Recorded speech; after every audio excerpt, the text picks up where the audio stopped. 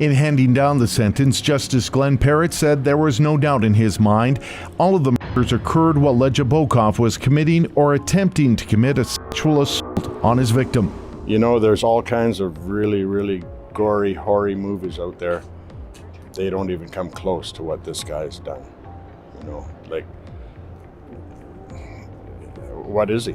In some newspapers' headlines, Cody Legebokoff was Canada's youngest serial killer. But to many people, he is too evil to describe with words. Between 2009 and 2010, 4 women were killed near Prince George, British Columbia. These women had lives, dreams, and people who cared about them deeply. Cody took that away from them, all the while hiding beneath a friendly mechanic/high school jock facade. While Cody is rotting in prison, let's tell his victims' stories and see how they connect to the notorious Highway of Tears. This is the tragic case of Cody Legebokoff.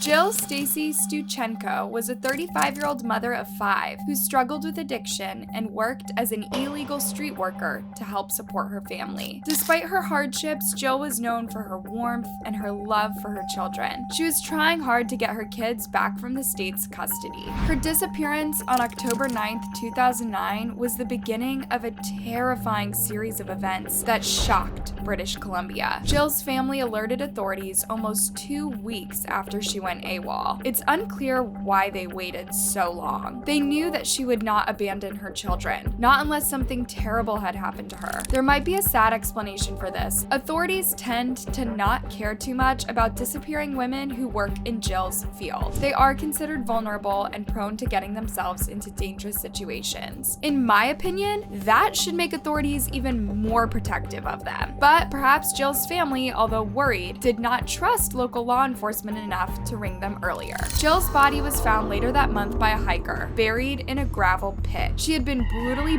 beaten to death, her skull shattered by blunt force trauma. She suffered a series of massive blunt force trauma blows to her head and face that caused scalp lacerations, skull fractures, and cerebral contusions. There were multiple bruises from similar blows to her forehead, forearms, upper arms, and knees. Her blood loss was so extreme that the pathologist had trouble obtaining a sample during the autopsy. Jill's murder left her family in a state of shock and disbelief that they still feel today. Tragically, she was not alone. Natasha Lynn Montgomery, just 23 years old, went missing on August 31st, 2010.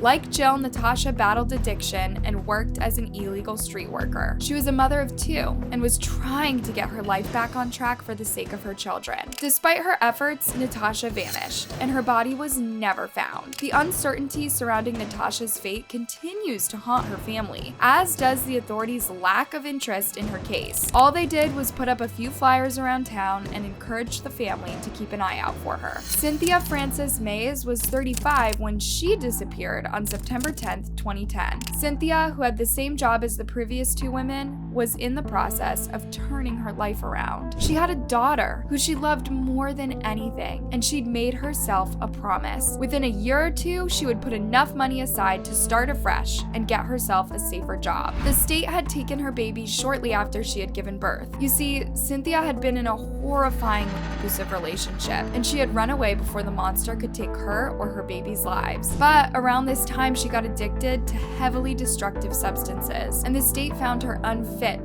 to be a single mother. Now she was desperate to make some money, end her addiction, and prove that she could be a loving mother. But she never got to do any of those. Cynthia's body was found on October 8th, showing signs of severe trauma and SA of an unspeakably vile nature. She had a broken cheekbone and jaw, and other injuries consistent with someone stomping on her neck and a hole in her shoulder blade. Her body had been dragged up against a tree line and left naked from the waist down, with the pants rolled down over the feet. These deaths were becoming more and more brutal. As the detectives linked the 2 bodies that they found, they realized that they might have a serial killer in Prince George. And as these gruesome stories were making local headlines, people started talking about the urgent need to protect our more vulnerable people. But there would be one more victim before all of this would be over. Loren Leslie was just 15 years old. Loren, who was legally blind, was a bright and ambitious girl with dreams of becoming becoming a forensic pathologist. She had one sister, one brother, and a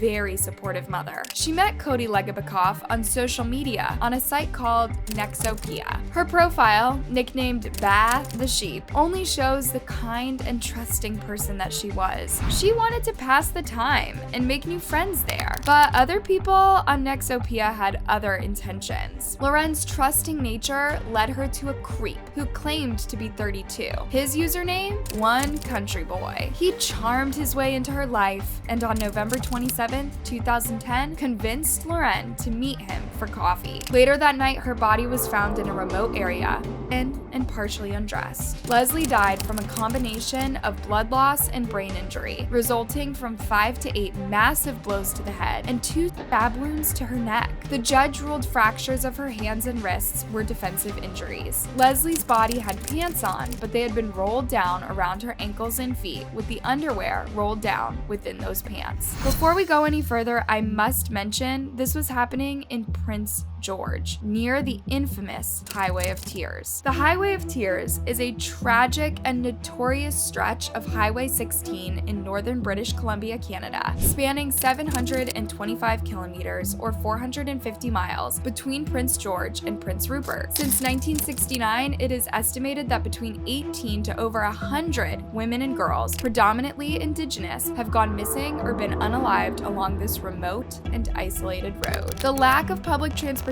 options has forced many victims to hitchhike, making them vulnerable to predators. The long stretches without any services or cell phone coverage, coupled with broader issues like systemic racism, poverty, addiction, and inadequate law enforcement response, have exacerbated the danger. In response to these tragedies, the Royal Canadian Mounted Police, RCMP, and various governmental bodies have launched multiple investigations, but many cases remain unsolved, fueling the anguish and frustration of the victims' families and communities. There are books and documentaries about the Highway of Tears urging Canadian law to be much stricter when catching predators. These efforts have led to ongoing calls for improved transportation services, better police training, and more resources dedicated to solving these cases. Despite progress, there is still much to be done. And when this was going on back in 2010, it was still a long way to go. So when Cody's victims were first discovered, authorities did not know whether this was a fresh serial killer or one of their old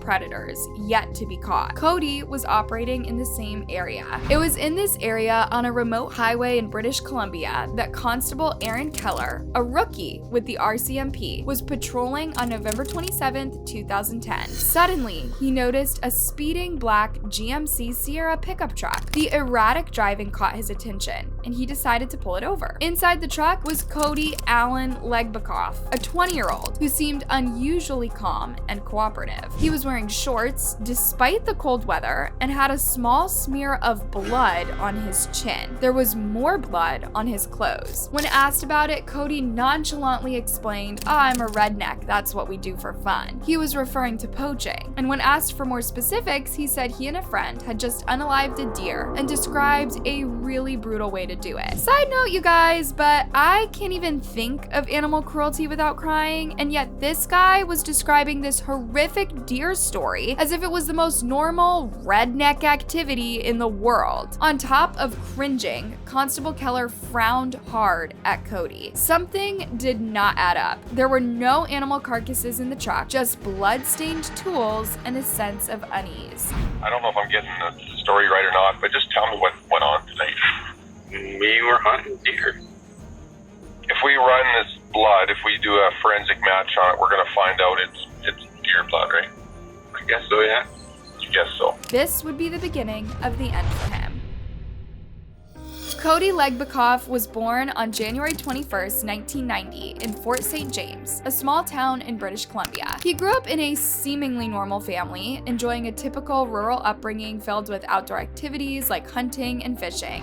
He was into country music and dirt biking, played minor hockey and soccer. In high school, Cody was a popular athlete known for his involvement in soccer and hockey. If you asked some of his schoolmates, they would paint him as your regular high school jock. Friends and family described him as kind, hardworking, and well-liked. In 2010, he lived with his girlfriend in Fort St. James, 2 hours away from Prince George, and worked as a mechanic at a Ford car dealership. He had no criminal record. Everyone we've spoken to about the young man here in Fort St. James says they didn't see it coming. When my friend told me it was Cody, our friend and stuff, and I couldn't believe it either. I was like, oh my God, that was Cody, because it's from your own town, right? So that's when you're like, this is unbelievable. Despite his wholesome image, Cody had a darker side that few people saw. He had a fascination with violence and a hidden cruelty that would eventually surface in the most horrifying way. The calm and cooperative demeanor he showed during his encounter with Constable Keller masked a cold-blooded killer. After pulling Cody over, Constable Keller called for backup. When Constable Cito arrived, they conducted a thorough search of Cody's truck. What they found was chilling. There was blood on Cody's legs, shoes, and floor mat of the truck. They also discovered a multi-tool stained with blood and a wallet belonging to Loren Leslie, the missing 15-year-old girl. Cody tried to explain the blood away, saying he'd been poaching with a friend and they had killed a deer, but the evidence didn't support his story. With Cody detained on suspicion of poaching, the officers knew they had to dig deeper. Conservation officer Cameron Hill was called to assist with the investigation. He retraced Cody's steps to a logging road where he discovered the body of Loren Leslie. Loren had been brutally beaten and partially undressed, a tragic end for the bright and trusting teenager. Cody's explanation? That he found her already dead. Yeah, right. Not only did it not match the evidence, but it did not explain why he was covered in her blood. It became clear that he was involved in something far more sinister. The pieces were falling into place, and the true extent of Cody's crimes was beginning to emerge. The discovery of Loren's body and the blood-stained items in Cody's truck linked him to the murders of Jill Stuchenko, Natasha Montgomery, and Cynthia Maas. The calm, cooperative young man was revealed to be a cold-blooded killer, hiding beneath a mask of normalcy. In the early hours of November 28, 2010, after the discovery of Loren Leslie's body, Cody Legebokoff was arrested. The time now is 0015 hours on the 28th of November 2010. I'm arresting you for the murder of Loren Dawn Toes. The gravity of the situation hit as he was taken to custody. Despite his attempts to appear cooperative, the evidence against him was mounting. The bloodstains, the wallet, and the discovery of Loren's body painted a damning picture. And yet, Cody protested all the way to the station.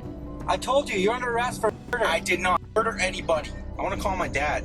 You have the right to call a lawyer right now. How old are you? I want to call my dad. In custody, Cody was initially guarded, offering minimal information. He maintained his story about poaching and finding Loren already dead. However, detectives knew they needed more than his shaky explanations to bring justice to the victims. Cody Legebokoff's calm facade during his arrest quickly gave way under pressure of relentless questioning. There are some circumstances which led us to put you into custody for the murder of a young girl. Cody's interrogation was a critical turning point. Detectives pressed him about the inconsistencies in his story. How could he explain the blood found in his truck and on his clothes? Why was Loren's wallet in his possession?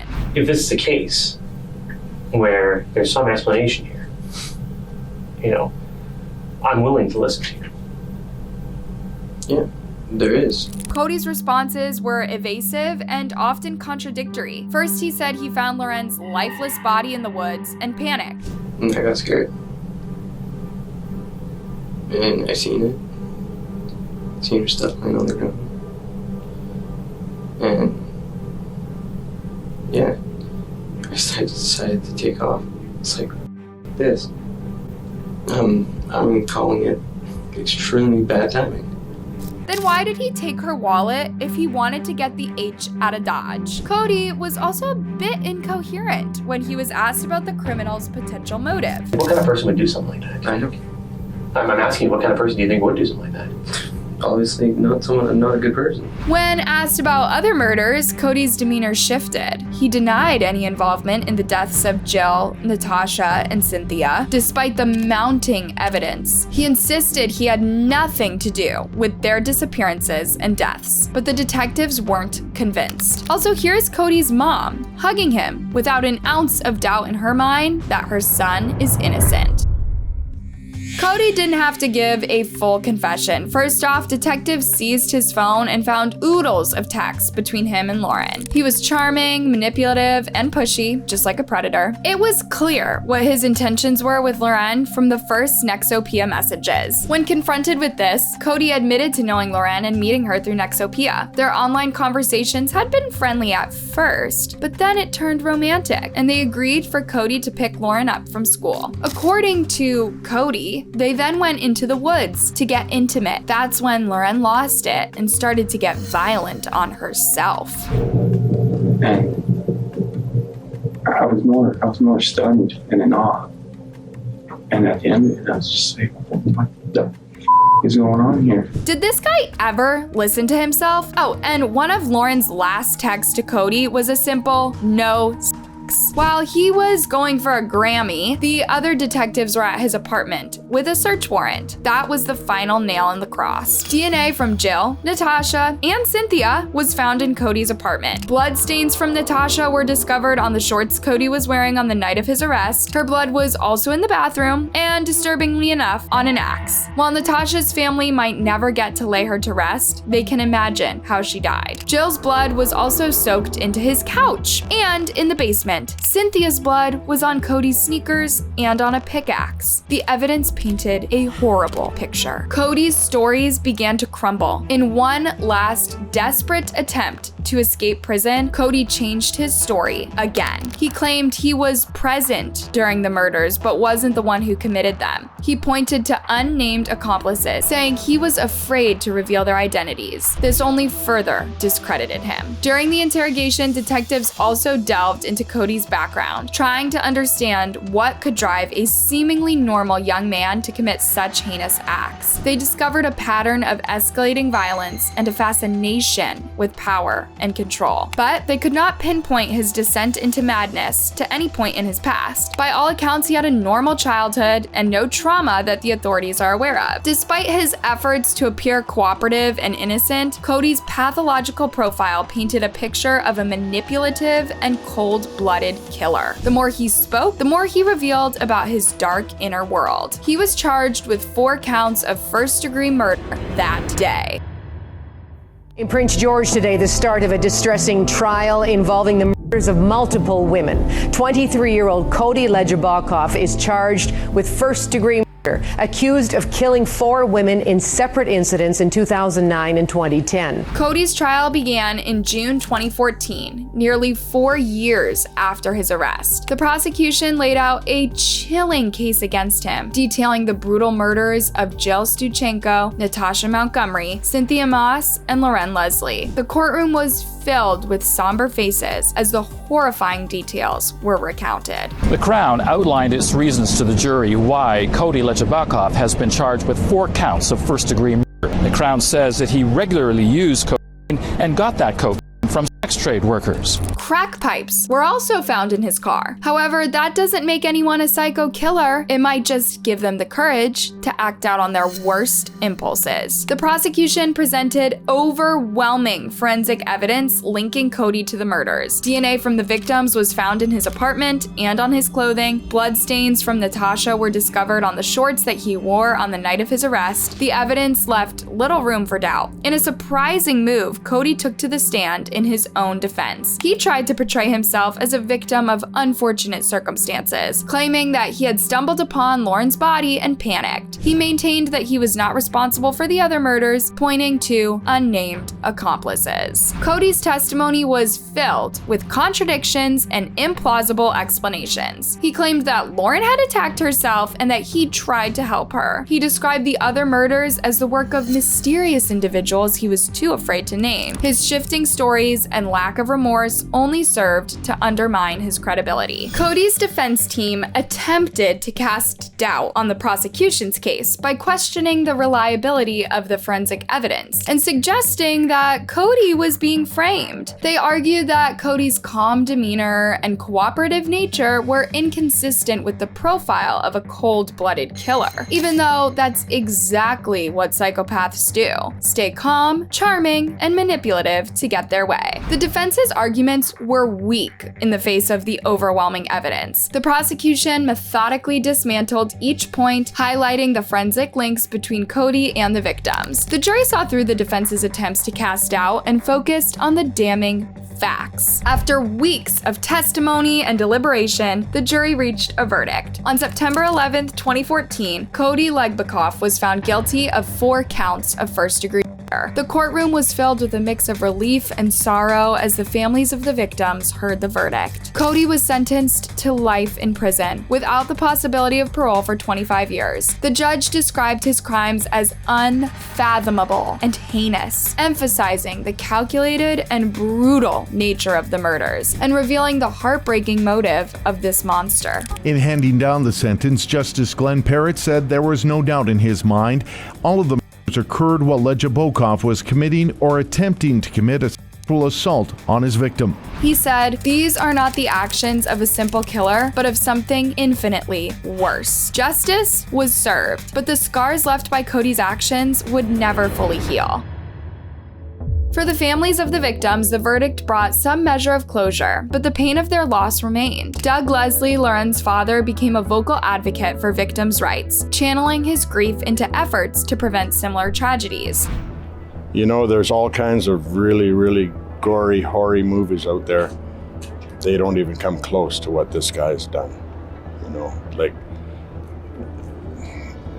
what is he? The families of Jill, Natasha, and Cynthia also continued to fight for justice and support others affected by violent crime. In the wake of Cody Legebokoff's crimes, there has been significant improvements in how law enforcement handles cases involving vulnerable individuals. Canadian authorities have implemented stricter monitoring and support systems for at-risk populations, particularly illegal street workers and marginalized communities. Authorities now work more closely with social services and community organizations to identify and assist those in danger. This collaborative approach aims to prevent crimes before they occur and provide better support for victims. Training for law enforcement officers has also been enhanced to ensure that they are equipped with the latest forensic techniques and victim support strategies.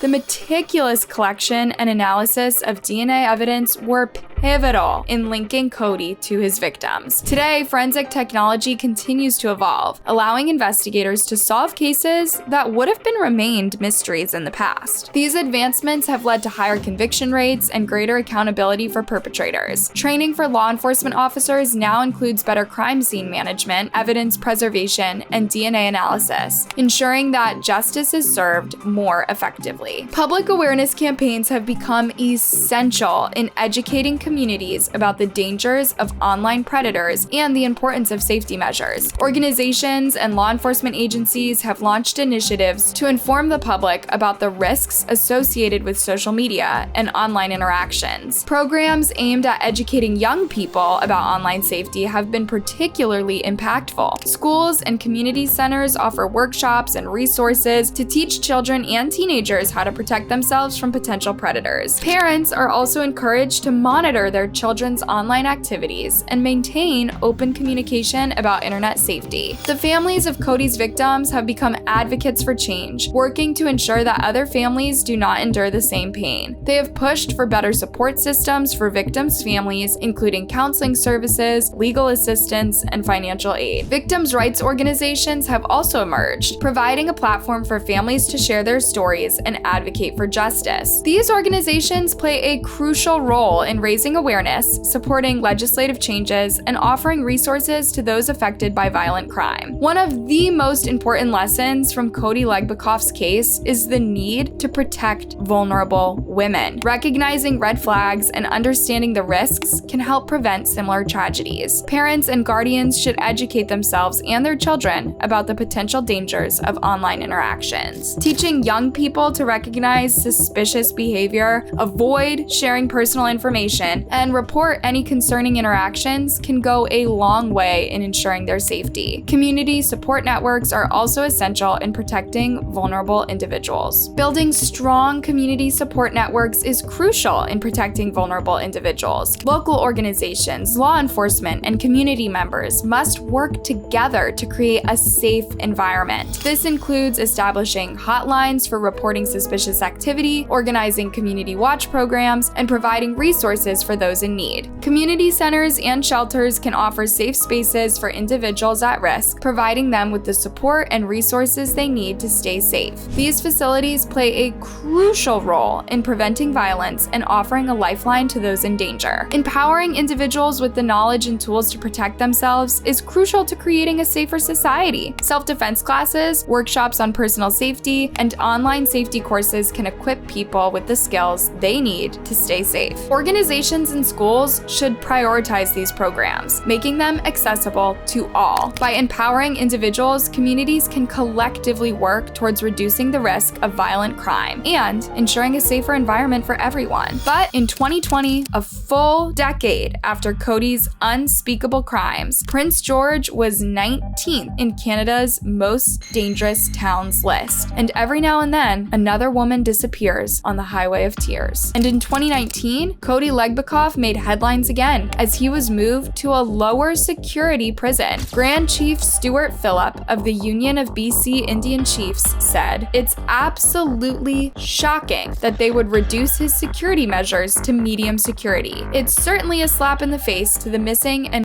murdered Indigenous women and girls movement." Cody Legebokoff stands as a symbol of the horrors still happening on and around the Highway of Tears. He was caught, others weren't. He needs to be an example. He needs to be the case that made Canada safer. If Canada is not safer and the law is still seen as protecting the perpetrators, how will his victims' families ever heal? Bernie Williams, who has been fighting for justice for missing and murdered women for 3 decades, also reacted to this news. The families, I can't imagine what they're going through. That is deplorable. That is disgusting.